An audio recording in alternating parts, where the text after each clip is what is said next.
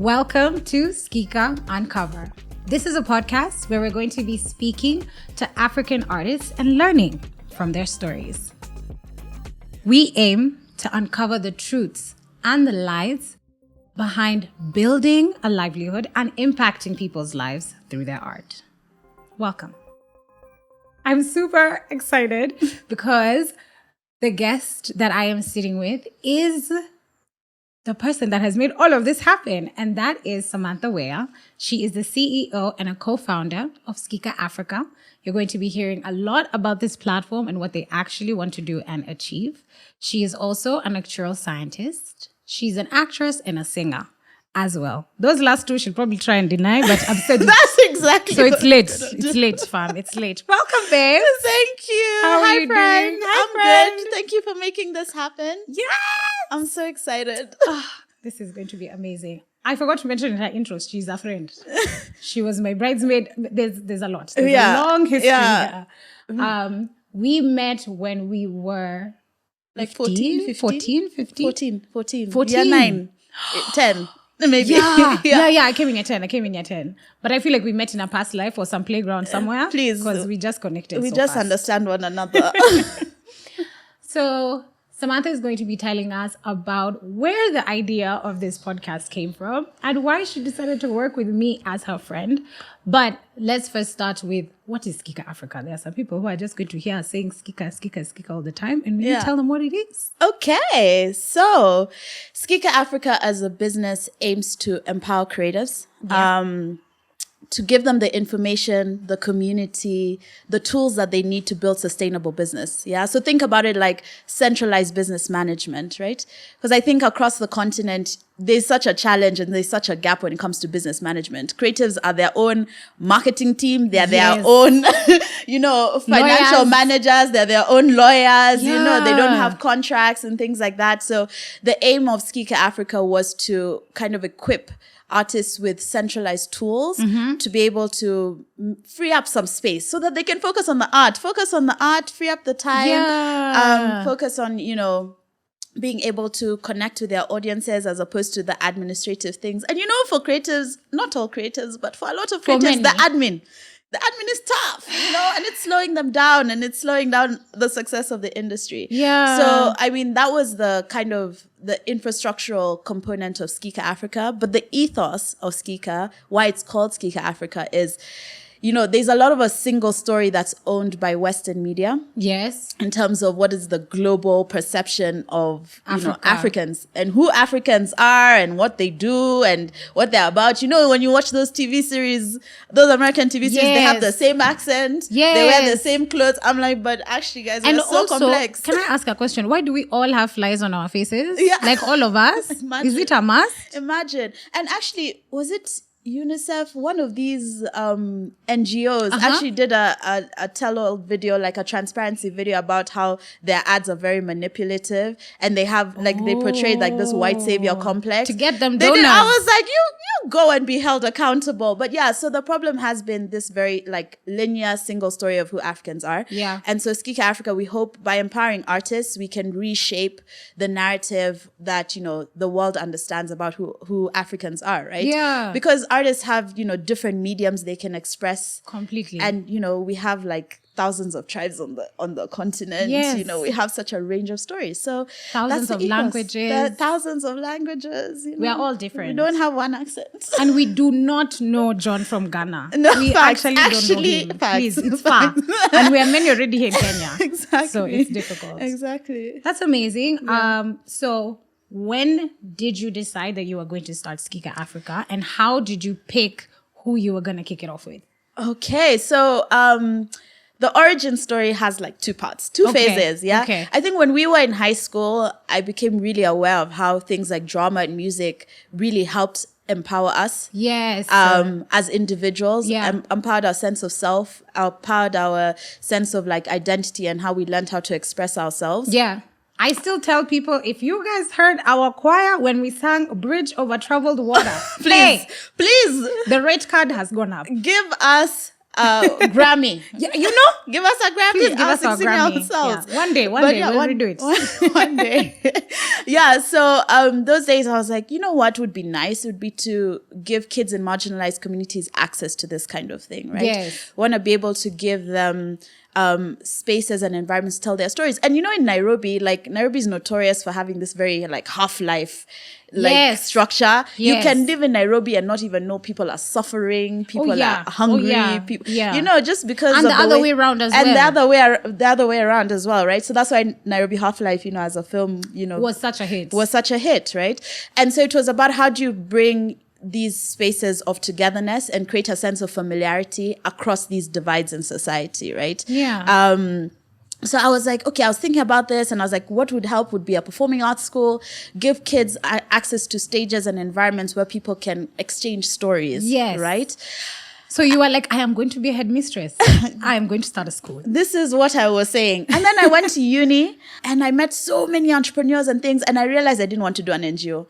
Yeah. NGOs spend so much time chasing donor money. They don't spend time doing the work as much because they're just justifying the need for the funds, right? All the time. So I was like, okay, how do you make a profit-making company that can then feed into this thing that, you know, would be, you know, not for profit, right? And at the time in university, my mother, an African mother with a PhD, told me, hey, do you want to drop out of LSE doing actuarial science and move to drama school? Wow. And I said, let me think about let it. me Said no artist ever. This is why when you're saying Shout out to you, mom. This is why when you're saying I'm an actress and a singer, I'm like, all the actresses and singers will look at me and be like, you're not a real artist. No. This thing for going to school and also being self-taught, and I'm sure we're going to talk to so many other creatives so you'll hear their stories. I just think it's about like the work, how much you really want to do it, how much you love it. Yeah. Because some of us get to go to school and some of us don't. Yeah. But I was like, which artist is given an option to go to art school? An African one. An African household and says no. Anyway, I said no. Okay. And the reasons I said no is, number one, I realized I cared more about empowering artists than I did about being a performer. Right. And I was like, okay, there's some infrastructural things that I would want to contribute to the building of. And I felt frustrated that my only option was like, oh, let me go to America, do the hustle there, you know, build my career there, and then maybe I can come to Kenya and build Nijengenshi. You know? I was like, no, let me go to Kenya. Mambo ya brain drain, I'm not about it. Also, it sounds long. It sounds like, how many years do I have to do in the Western world to then bring it back? No, please. I was just like, my brain power is useful now. Yes. Let me go home now. My parents were not amused about that choice, but I think there was those two stages. So there's that heart of like a 16-year-old being like, this thing has empowered me. I wanted to empower others. Yes. And then there was that second part of like, why is there no infrastructure in our industry for us to thrive at home? Yeah. And now we're seeing like big distributors coming. Sony is here, Netflix is here. Spotify, so we know there's talent. We know that, and they know that here's where the next wave of growth is coming from. But why are we not investing in our own and creating structures for our own to thrive and to maintain ownership? I think a big thing even is, as Africans, we should know we have it. We have the natural resources. Yeah. We have the talent. The conversation when the Mzungu comes, guys, we'll have subtitles. You'll understand all this. The conversation for when the Mzungu comes should be, we already have our KPIs. Yeah. What's going to be the quid pro quo? Yeah. As opposed to the ones saying everything they have planned out for us. And we're like, oh, thank you so much. Yes. Yeah. Apana. No. Okay. Apana. So I know that you have co-founders and I know that you have partners at Skika Africa. Yes. Where did you meet them? How did you choose to work with them? So when I went to uni and I was like, okay, this is the infrastructure thing I want to do. You know, it's the age of the apps, you know. Yes, I was like, you know, okay, let's... Lazima ukuna app. Lazima ukuna app. In 2015, 2016, if you didn't have an app, you are not doing business. You have to be digital. Yeah. You know, we're the digital generation. So one of my friends at uni was a developer. Mm-hmm. So I just went to him. I said, hey, sir, I don't have money, but I can pay you in shares. Please. I can pay you in shares. You had been watching the Lion's Den. Yeah. Say equity. I'll give you equity. You know. So that was Chukudi. So he's our CTO. Okay.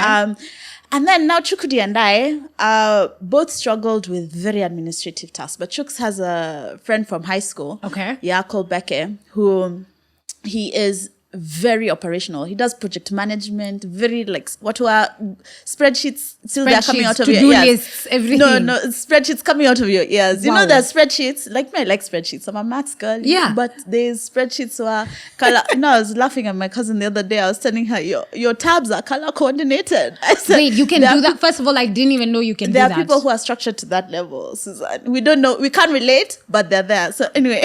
Wow. Becky came in as that person. Okay. He came in to like put the house in order. Put the house together. Not just talking about things and going all over the place, Yeah, but create helter-skelter. structures about, timelines and deliverables and things like that. And that's how we managed to get the site up. That's how we Right. managed to get the site done and get it up and create structures around how we were doing our social media, which is done by Kami Creatives. Based here in Kenya, shout out. Yeah, shout out to Diane and her team. Yes.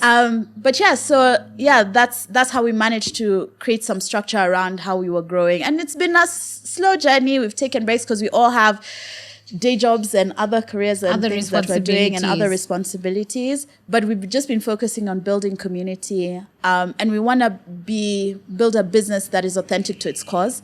That's not just growth minded and not just story minded, but is Yeah. actually creating solutions for the people we're trying to serve. Oh, I love it.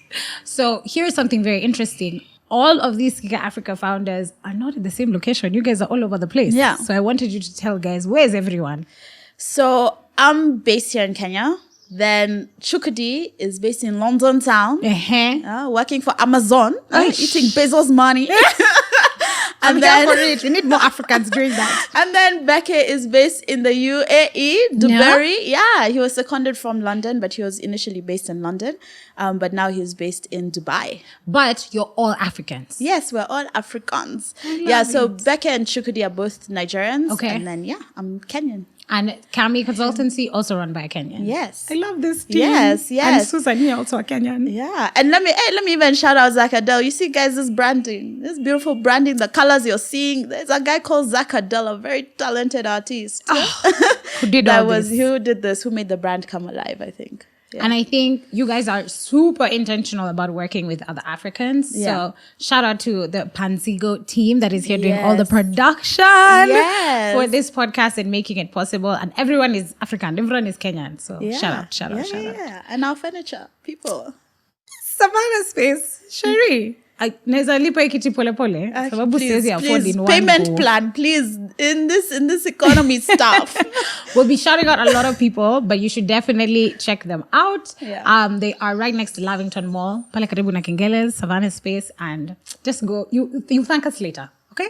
You will thank us later for the furniture that you will pop in your house. Now, back to the conversation here on Skika Uncover, and I want us to start uncovering some truths. Hey. So I told you guys she would deny being an actress and a singer, but she's covered it. She started all the way in high school. Okay. I wanted to know, for you as an artist, when did you decide that you could even call yourself one? Ama, you're still not yet there. Hey, do I call myself an artist?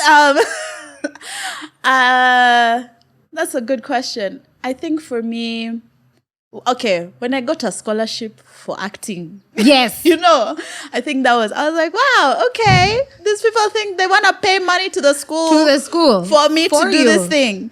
But no, I think specifically there was a production I did in high school. Yeah. A Midsummer Night's Dream. Yes. And so I moved to the UK for my sixth form for year 12. For when I was like translation, 17. you're in the A-levels. A-levels, Form 5 and 6. Yes. So I moved there for when I was like 17. Yeah. And in the first 2 weeks, I did an audition for Midsummer Night's Dream, which was the school's annual production. Ah, okay.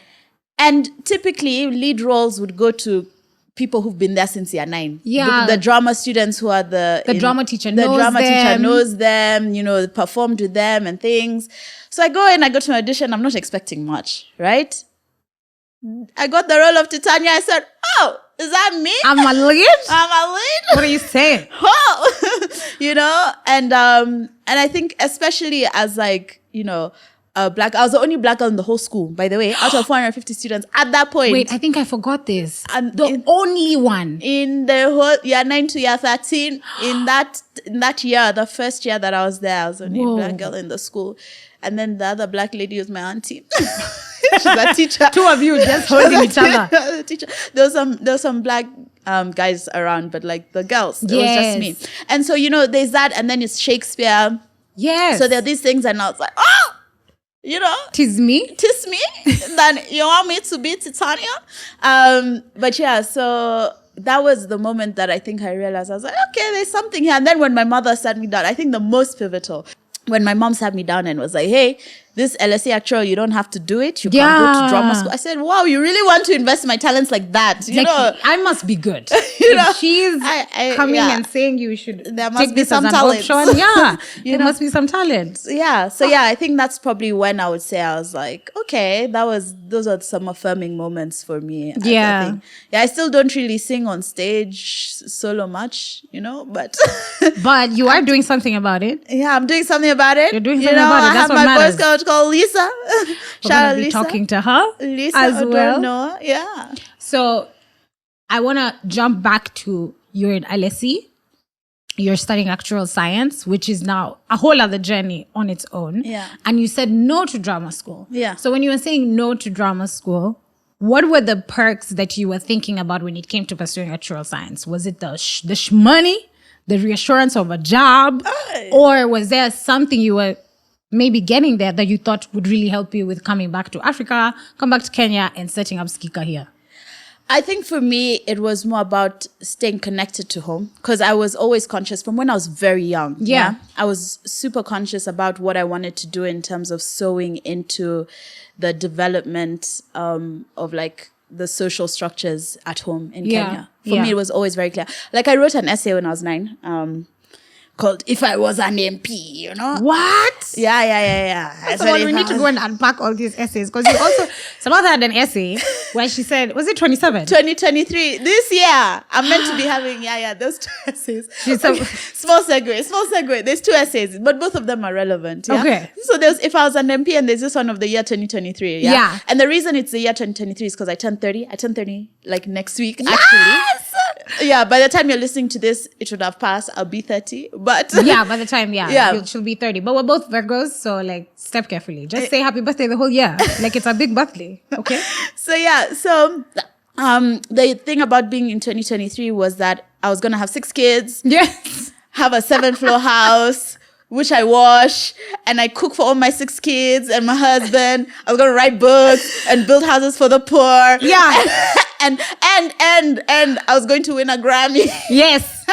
So maybe my 9-year-old self thought of herself as a singer. So the part that shocked me the most out of this entire essay was not the 6 children and everything. It was, you will be washing the whole house from top to bottom, 7th floor. and you'll be cooking for everybody in that house. I'm like, so when are you working? When are you getting the Grammy? When are we singing? This house is big. Yeah. So in that essay, I still talked about, there was a heart for like, okay, I want to build houses for, I want to contribute to like housing development and for people in marginalized communities. But the one that I wrote, If I Was an MP, it was like, sorting out water sanitation. So, this girl had many dreams. She was going to be 10 people. Anyway, so, and then also giving people access to like doctors and medication and things like that. So social impact was always so close to my heart, right? Nice. And also, you have my vote. Oh, what? As what? As an MP. Oh. See, you're still here. Elective politics. You can't not do it. People have been trying to convince me to do this thing, guys. Elective politics is tough. For me, the best politicians are the ones who don't want to be politicians. That should be our like gauge. That should be the first thing. When you hataki, ndio tunafaa kupe. We're in negotiations. But so social impact. So when I was graduating and I was thinking about, okay, what are the next steps? Yeah. I felt it was inauthentic to stay in the UK. I'm like, now I jenga this UK economy. We're already paying taxes to them from Kenya as a Commonwealth country. Honestly. I'm like, why would I stay here, grow things here? But there's so much to be done. Yeah. And And just in little things and just positive pushes in small directions, I think sowing into your spheres of influence in whatever capacity, it's helpful in the building up of that, right? I'm like, if I'm a person who cares, why should I leave people who don't care to build things up, right? In my home country. So for me, that was a big part of why I was like, let me come back. Let me forget about doing that 10 years in Hollywood, trying to build up that career. I was just like, let me come back. Let's see what it goes. I didn't have a job. By the way, when I was coming back, making this choice, I didn't have a job. Yeah. I was going to be moving out of my parents' house. I came and I started in Power 254. So Boniface Mwangi has this like creative arts hub and art and activism hub. And so I went as a community member for like the first 6 months. With one of my friends who will also be on the podcast, Chantal Carrier. Yes. And we were just like, okay, let's scope out the industry. Let's connect with creatives and understand their challenges as we build up this concept and this business. And so for me, I was just focused on, let me come and do that for the first 6 months. Actual sense in Tarudi. Yeah. The Lord will provide. Amen. And he has. And he has provided. Amen. Hallelujah. Amen. And I think for me, that was just the main focus is I know I want to do social impact driven work, and let me just start. Exactly. And you had already loved what you had loved in high school. So it was so easy to do that. Exactly. I just want to say, I'm so proud of you, girl. Thanks, girl. I am so proud of you because you've actually done it. Like, you have not built the houses for the poor. Although there is a time we built some houses for Habitat for Humanity. Remember? But there's also there's a social security conference I'm working on right now. And one of the topics is housing. And I was like, in fact, I'm meant to write a reply to my 9-year-old self and be like, sis, we're not doing all these things, but however, we're on the way. We're on the way. Yeah. It'll be 2033, maybe not 2023, but it's all good. And I'm just so proud of you because, I mean, you've employed all of us here, which is incredible. And you Samantha always starts things like they're a joke. Huh? She'll even laugh when she's telling you about the idea. But mutafika, you will actually start it and do it. And I think it's amazing, even for us as friends. You're somebody that I'm like, when I tell Sam I'm going to do it, I actually have to come through and do it. So I'm so proud of you. And I think everything you're doing is so amazing. Thanks for doing this with me. Yes. So, still with a podcast, we are talking to artists and we want to hear you guys' stories. And I think what Skika Africa is doing is amazing. SkikaAfrica.com. Please do check it out as you're listening to us. With all the Ks, even Africa is with a K. Africa is with a K. All the Skikas are KK. Utaweka si utaenda kwako sijui. But you should be able to find it. And it's on all social media platforms as well. So please do check us out and you can see all the great work that they're doing. And you can also suggest and join the community because we just want more and more and more of you. I want us to move forward. And I want you to speak about your craft. Yes. And yourself. Yes. And I want you to talk about the war with your craft in the sense of you have this professional side, like you've talked about this social security conference that you're doing. Yeah. But at the same time, you're CEO of Skika Africa. Yeah. Things sometimes can clash. Sometimes life makes you feel like you need to make a choice. Yeah. I'm a professional in one sense, and I'm also an artist. So I know sometimes I'm just like... How, Lord? Yes. So how have you walked through that journey, and where would you say you're at today? Oh, that's a good question. I would say at the beginning. Mm-hmm. At the beginning. Okay, wait. I think there's stages, right? Like as a child, I was a very like performance driven. I could just stand on this table and sing for people. You weren't shy. Yeah, I was an only child surrounded by adults. I was like a little adult and I used to just perform in front of people. Then I think entering into like preteen years. Yeah. Shyness came. Shyness came. We're taught shyness. It's so sad. Shyness came. Yeah. And there's a lot of self-consciousness around craft. I think there was a lot of like imposter syndrome around like, but this one's when you hear them sing, but these ones when you see them act and things. But like in the house, I'm a performer. Please. In the house, I was always a performer.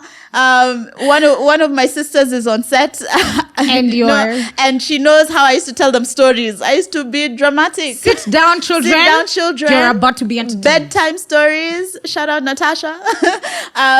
So I used to tell them stories. I was always a performer at home. Because it felt safe, right? It felt like a safe environment to do it. But I think when I felt externally, there were judgmental eyes or like, hey, someone is criticizing you. Yeah. And I'm also very type A, and I was always used to a certain standard of like, being praised for achieving certain things. Yeah, so you want it to be perfect or up to a certain standard. Exactly, which is not helpful in creative process, because you have to be comfortable with failure. You have to be comfortable with things not being liked. It's good to have standards of excellence, right? Yes. But like, it's about also creating a space for learning. Yeah. And I didn't used to create a space for learning. And so with that came kind of like a shyness towards my craft. And then Di Davidson. And then Di Davidson happened. Shout out to Di Davidson. Di Davidson was our drama teacher. Yes. We did drama together in high school. Yeah. For IGCSE. Susan was best in Kenya. Yeah, shout out. Please don't be looking at her just here. She got best in Kenya.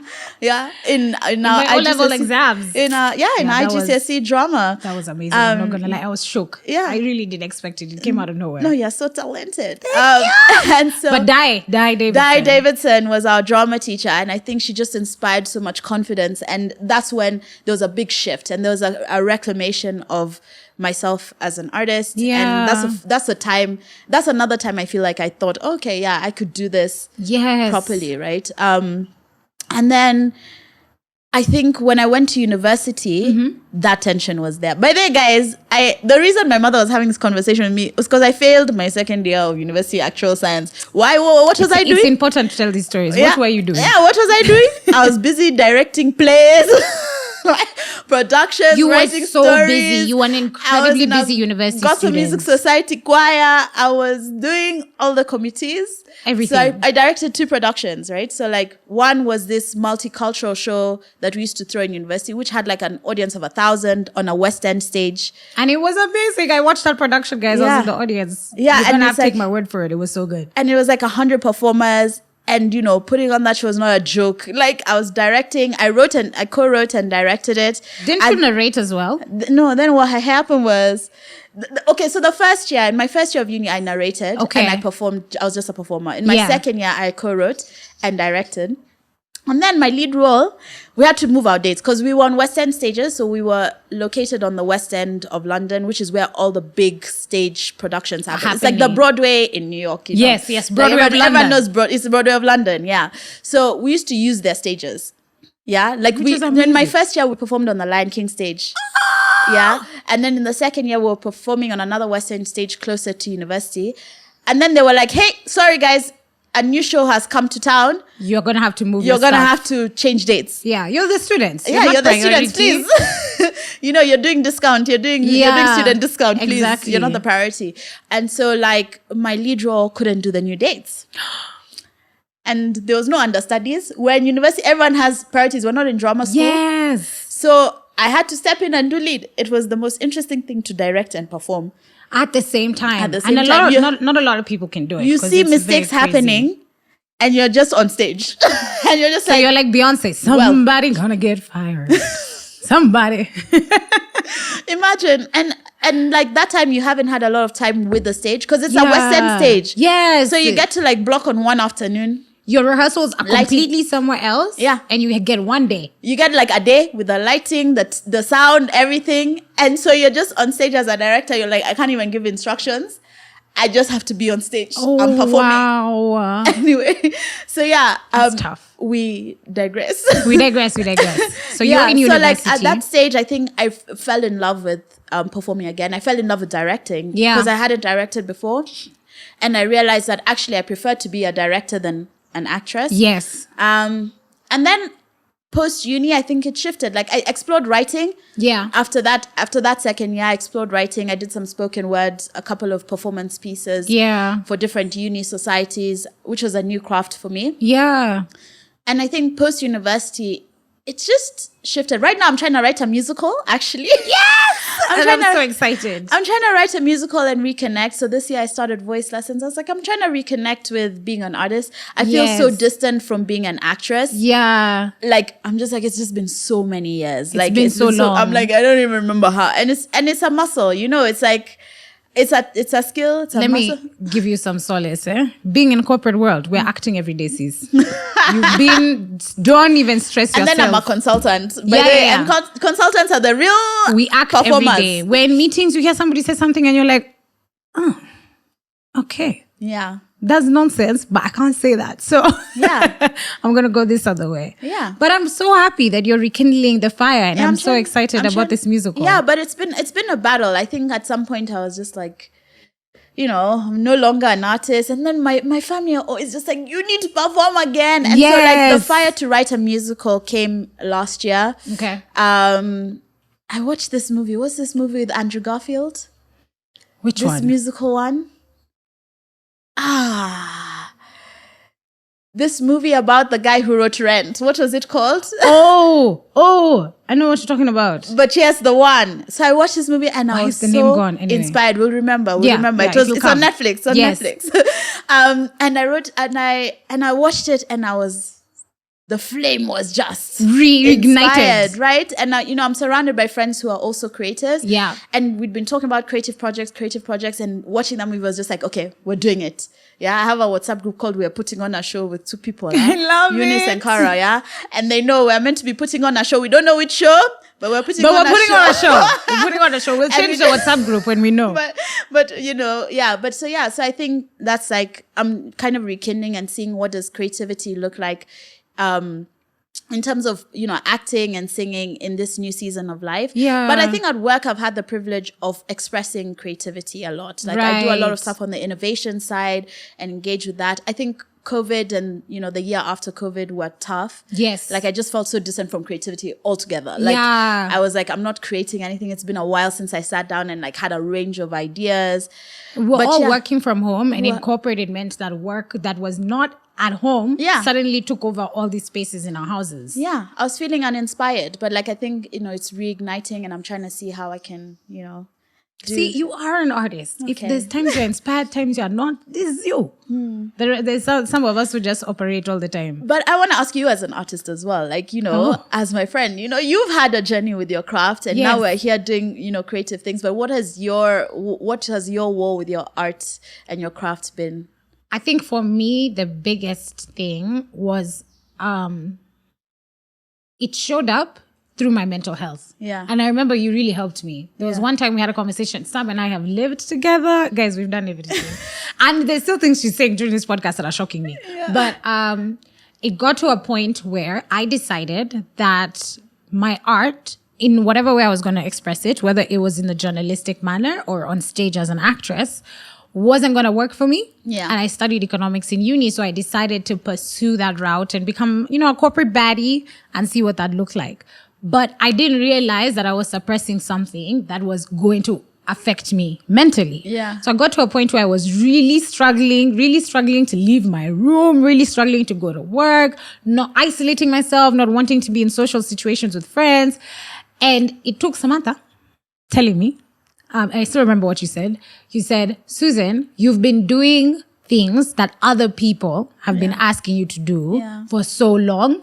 And now it's caught up with you. Yeah. So now you just have to do what you want to do. Otherwise, you're going to go crazy. Yeah. And it was such a eye-opening experience. I went to therapy after, and the therapist kind of solidified it. But when I look back, that's the conversation that I remember. Yeah. And I was just like, baby, imagine you can die not doing things that make you happy, and whether or not you're earning money from it. And then people will look at you, but see, it was your life.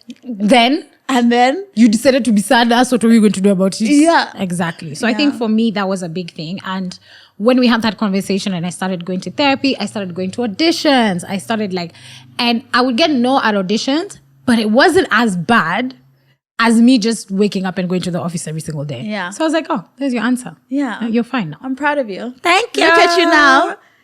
Look at you now. I'm so proud of you. And, I think thank you. As a friend, it's I love when my friends are thriving and happy and living in their space. And I just want to thank you for choosing to step into that, choosing to step into the things that energize you and that can make you, allow us to do life together in a way that is fun, and and it's good for your well-being. It's good for all our well-being. When you're up, we're up. When you're up, we're up.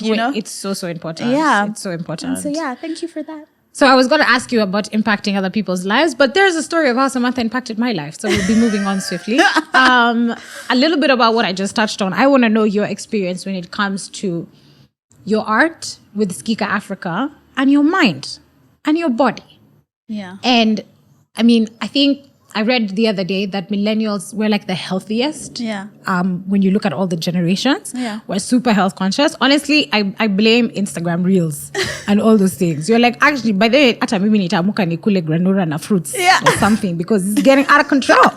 But I wanted to know, for you, what is your therapy? What are the things that you do to keep yourself moving? Okay. Wow. Hey, that question has many answers, a range of answers. It is broad. I think I'll start with number one, my faith. Hallelujah. Faith. Hallelujah. Praise Jesus. Praise Jesus. My faith is so grounding. Yeah. It gives a strong sense of identity. Yes. I think like whenever I'm in crisis, that's where I go. I go to God. Take it to God. Yeah, take it to God. Take it to God, you know? And I think like that's the first thing that usually helps ground me. Because I think the first thing that tends to cause chaos or like it really uproots you is your sense of identity. Yes. Like when you feel like you don't have a sense of identity, you don't just know feel who you so are. swayed and lost. Yes. Right? And so for me, like that's usually a really grounding, you know, I had a complicated childhood. Yes. You know, I had a complicated childhood. I was raised by many people all over the world, you know? And like, I think, you know, God really grounded me in a good sense of identity. And so whenever I'm in a season of chaos or whenever my mind feels like I don't have clarity, that's usually a really grounding element. So I think that's the first thing. Like going back, who am I? Yes. You know, and you're like, I'm a believer. Who has number one? Who has the Lord said I am? You know, like, you know, these lies that I'll tell myself of like, oh, you're not competent or you're not this or you're not that. It's like, you know, but actually, you know, God says you are. You're competent. You're gifted. You were given these talents and things like that, right? And it's just affirming yourself in those truths. You know, before feeding into the lies. Right? I think that's one. That's on like identity. And that helps really ground my mind and be like, okay, I'm feeling all these things, but this is what is true. And this is what is feeling. Yes. You know, it's okay to feel things. Right. But feelings are not always true, right? They're not always truth. And so you basically fact check yourself through God. Yeah. That's amazing. Yeah. I think that's one thing that I tend to do. The other thing is I'm blessed with the best community. Guys, shout out me. I have an overflow. Thank God I have an overflow. Honestly, when it comes to like my siblings, my friends, I say my siblings, guys, these include my cousins. I don't call them my cousins because people don't understand. We have a tattoo. Okay? Yeah. We have a tattoo. Yeah. There are like 3 or 4 of them that live really close to each other or live together. We live together in the same households. It's giving Mashakura vibes. Yes. You know, it's giving enmeshment. Yes. You know, you tell one person one thing, by the end of the day, the whole squad is aware. Everyone knows. Might as well just put on the right? group. So, you know, shout out, you know, I have my siblings. I have my friends as well. There's those ones I have known my whole life. There's those ones I've known since high school. There's those ones, you know, I've picked up as an adult. And I've just been really blessed to have solid friends. Like in bulks of communities. People usually tease me and say, you have 30 best friends. And I'm like, yes, facts. I do though. Like, I do though. And why you mad though? Yeah.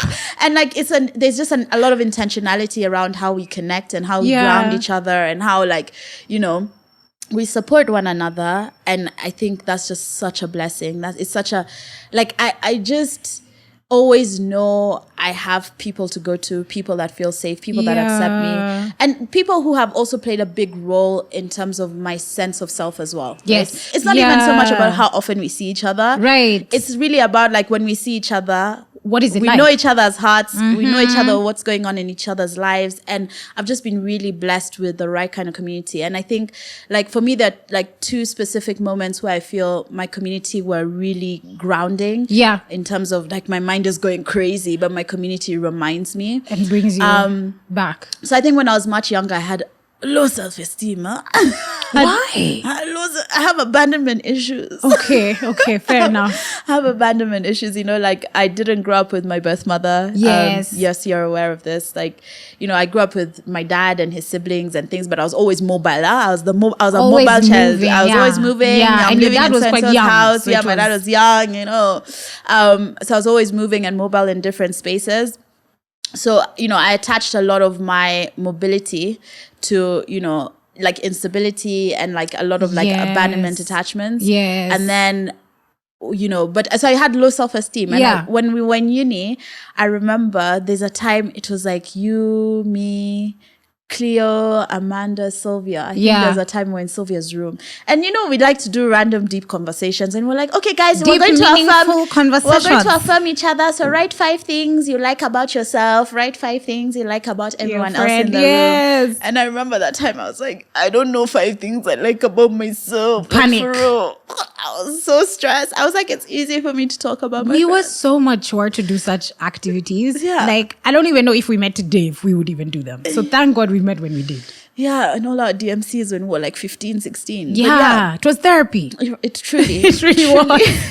Truly. And then like, so I think when we, we did that exercise and there was so much like positivity being sown into me around who I am, and these are facts and things about you. And even like someone like Sylvia's a really good friend, Sylvia roasts people, and I remember Sylvia saying like, okay, I roast people, but I'm not going to roast you because you don't need any more criticism in your life. Like, you just need... I do remember her saying that. Oh my God. And I was just like, those are like, that's like in terms of my friends. Like, I think I just have such grounding friends that way, and I'm really blessed.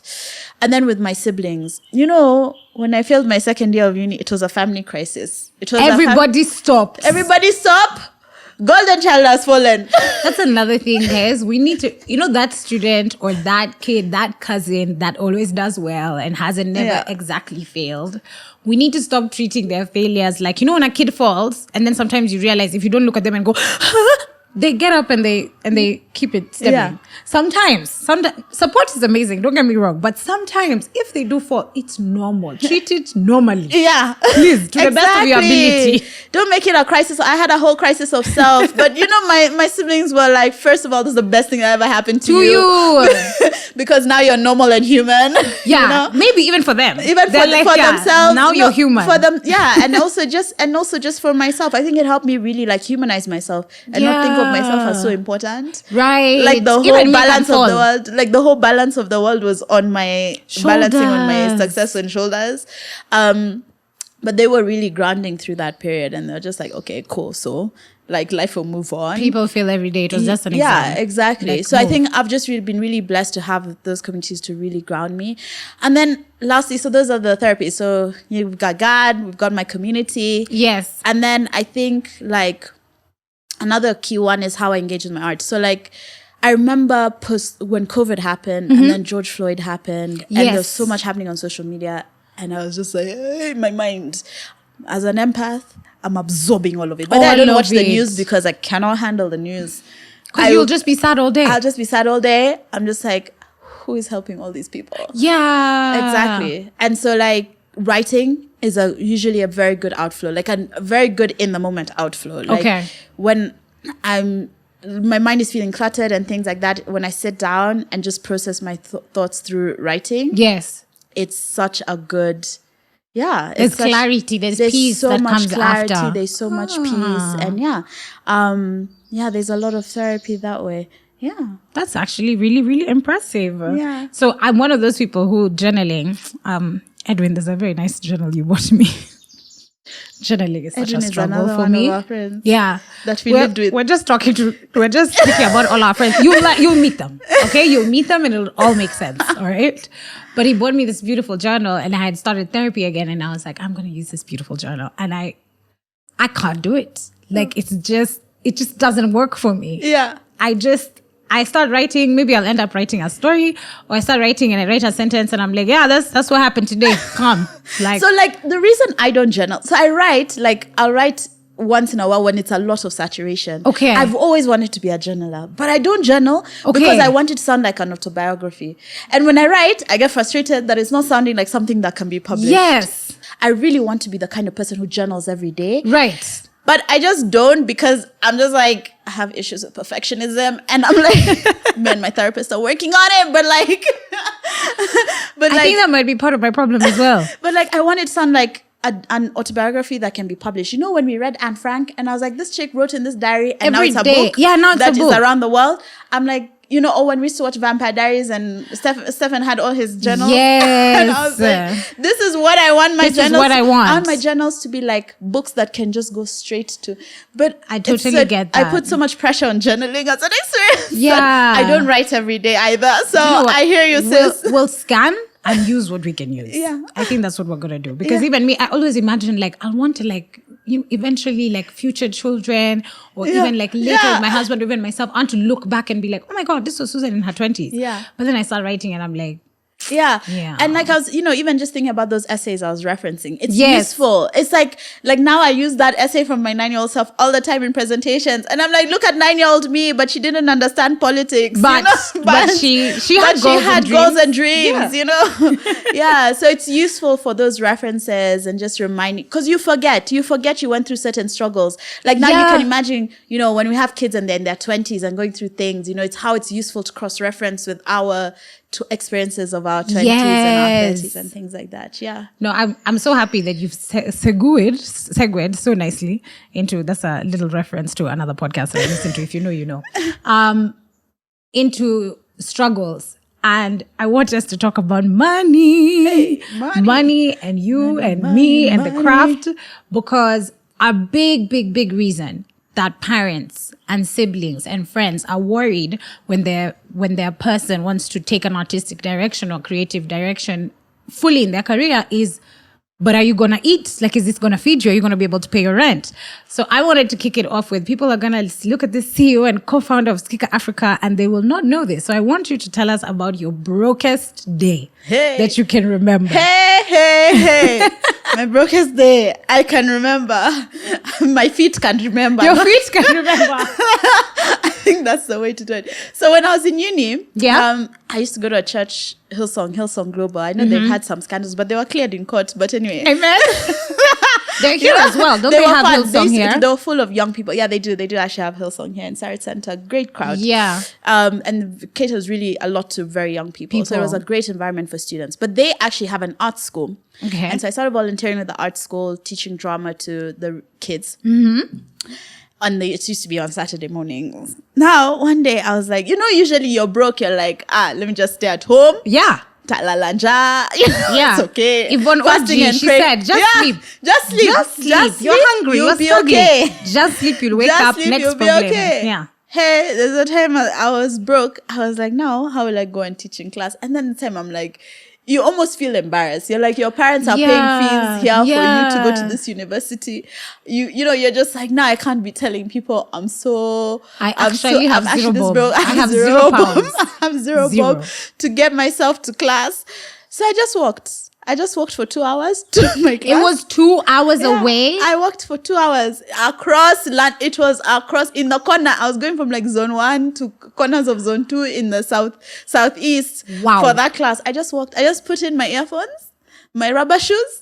And I just walked. And I mean, I know there are people who walk so much more than that. And like there's people who walk many more kilometers every day of their life. For sure. But that day I was just like, it almost feels embarrassing. You're just like, because you're like, now people have paid fees like this. And then you're here. Oyster card had zero. Yeah. Wallet, handbag, zero. But in the grand scheme of things, I'm like, I have a privileged background. So it's not even that like whatever. Big but that's the deal. day I was just like, hey. But for me with my art form, I think like the blessing I've had is that I've had this corporate job that has, it has grown. Like when I first came, I was not living in my parents' house. I didn't have necessarily a job. I had some savings that I did from waitressing. Yes. In the UK. Yeah. And then I used that and I lived off of that for my first few months before I started working at Zamara where I work now. Yeah. Right. And I've been working there for 6 years, like no millennial has ever done. Millennials, we're known to people just... We're known to jump and skip jobs. And you know what? Gen Z has come to show you guys fire. So you're welcome that we showed you first. So like at least with that, I've been able to support my art and support my projects. Like this project is funded by work I've done, as an actuary, right? It's like... Shout out, like, and I'm just grateful that I've been able to do that and sow into the community. And for me, that's been a big part. It's like, how do I support other artists? Yeah. By being able to have this kind of financial freedom that I have so that they can have financial freedom through focusing on their discipline. And I think one of the biggest things when it comes to money and making money and using money correctly is information. Yeah, facts. So the fact that Skika is creating a platform where, I need this financial advice like this, or I need to know how do I legally protect this thing so other people can't steal it. Yeah. Or I need to be in therapy so I show up to all my rehearsals and actually make my money. It's small that adds up to a very big thing. Yeah. So I want you to tell us, what is money to you? Because if you've made money from actual science that you now bring to Skika, girl, I'm just seeing everyone on Instagram buying designer stuff. No, you could have done that with your money, but you decided to do something else. For me, I believe I'm blessed to be a blessing. Like, I believe, let me get more money so I can empower other people to get more money, and so into other people's lives. That's my kind of... I still also went on holiday, like I ain't no saint. Yeah. In the mind, body, spirit, you have to rest, please. You have to rest, I'm still cashing flights to Europe, but not again, because that Schengen visa nonsense, by the way. Wow. Let's go where we're wanted. Yes. Let's go where we're wanted. But I mean, aside from that, like really, my hope and prayer is to be able to get more so I can sow more. Yeah. So that I can, invest in things that I care about, invest in people's stories, invest in in projects. For me, my dream is to become an angel investor, to look for little businesses and things that are trying to do meaningful things in society and put my money there. Yeah, because they're doing something amazing and they're just looking for somebody who's willing. And I'm just like, that's what I want, right?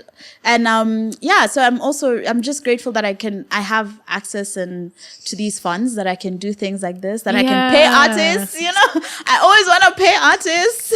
I'm like, let me never ask an artist to do things for free. For exposure. While now I have money, because those days are past. Those are time I was earning 10K as an intern and fine, but now you are actually just gonna get exposure. Please.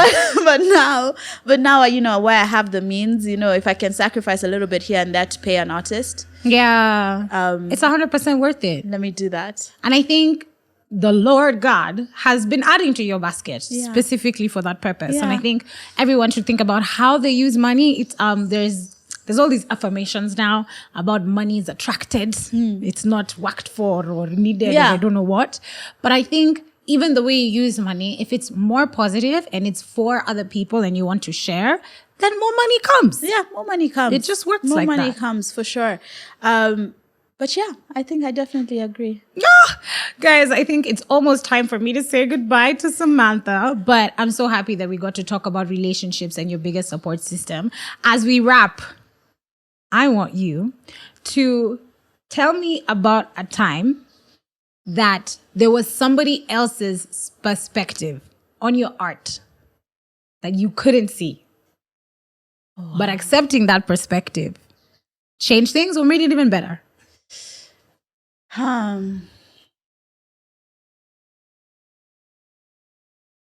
Wow, that's a tough question. I'm so happy that I have one question she didn't have an answer to I'm like, I always have answers to things. My mother always used to complain. You have answers to everything. In fact, that's what I told my boyfriend. I was like, the reason I'm dating you is because you asked me questions and I said, I always have answers, but here I didn't have answers. You have to think. Like, honestly, I have to think. Yeah, this is why you're my friend. Yeah, this is why. I was like, I'll get one in there. Okay. A perspective someone gave me to my art that I didn't think about. Actually, recently. Okay. So I've always, I'm a bit apprehensive about being on social media, right? Yes. About having an obvious image. Yes, on social media, just because I think it's easy for it to become ego feeding. Okay. and then you forget the purpose, and then you're looking for the likes, and then it's like messing with your sense of identity and messing with your self-worth and things like that. But, you know, recently I was challenged.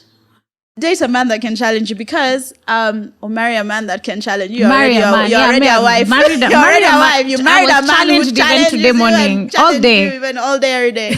But so I was, you know, talking about like, I don't want to write on social media because it will quickly start becoming like an ego thing. You're just like feeling the pressure of the audience and not necessarily. Have you posted? Have you not posted? Just like, but you have so much information, people can just learn from you. And I was just like, it's not actually about me, you know? He was like, you're being a gatekeeper. People can learn from you. Yeah. And I think I was like, thinking of art as a learning tool, as opposed to just a matter of self-expression. Yeah.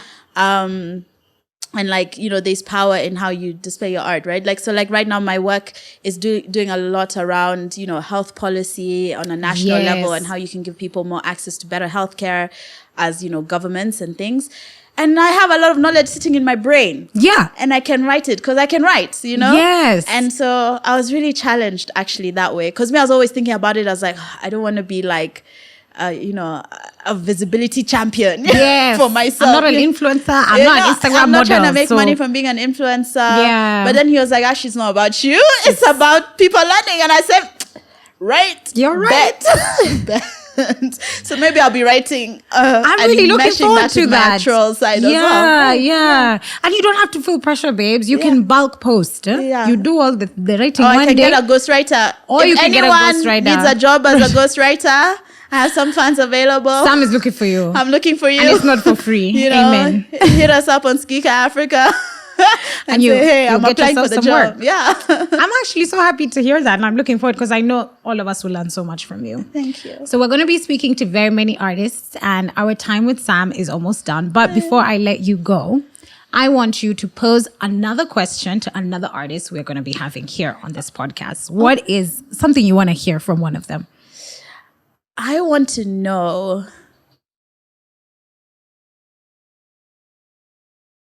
if you could change one thing about how parents perceive, you know, the art industry. Yes.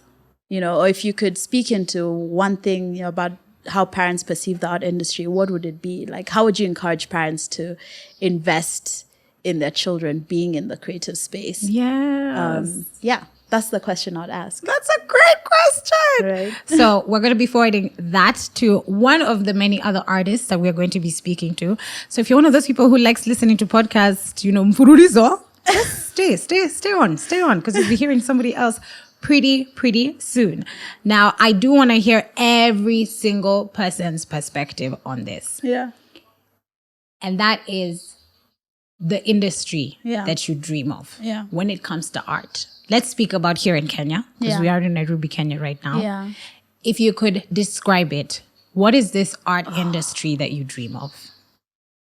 I dream of an industry that takes talent, nurtures it. Yes. And produces stories that touch the world, that show, you know, how complex, you know, Africans are, and how much more there is than just, you know, strife, corruption, you know, war, you know, just showing the depth of things and create a sense of familiarity.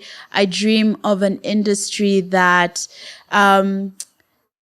is focused on building up. Yeah. Right. So for us, our values are in how do we build, how do we make sure that we're investing in artists? How do we make sure that, we're allowing them we're creating a sense of diversity. Yes. In that sense, I dream of an industry that is strong enough that parents feel like, yeah, go to drama school, go to music school, go to art school. I'm willing to pay. Go be a dancer. Yeah. And yeah, I dream of an industry that, takes people out of poverty and, takes people out of marginalized communities and empowers them and puts them on stages they can't even believe they would ever have been on. Yeah. And actually I build of an industry that being an artist is so normalized. It's not so much about being a household name. Just the same way a kiosk or a mamamboga is an SME and is a normal business. Let artists have that. Whether you're teaching piano, whether you're teaching art classes, those are also valid things. So, and I dream of an industry that's not just about household names, but that is also about sustainable careers with just everyday people, like SMEs of creative artists, disciplines, right? So not just like big stage names, right? I think for me, when art becomes that normal, we will have won as an industry. Thank you so much, Samantha Weya, co-founder and CEO of Skika Africa. And she's the person that has made all of this possible. Thank you, friend. I am Susan Joroge Awori. I have been your host and will be your host for the rest of the episode. So please stick it here on Skika Uncovered for more. And I'll be seeing you shortly in a bit. Thanks, friend.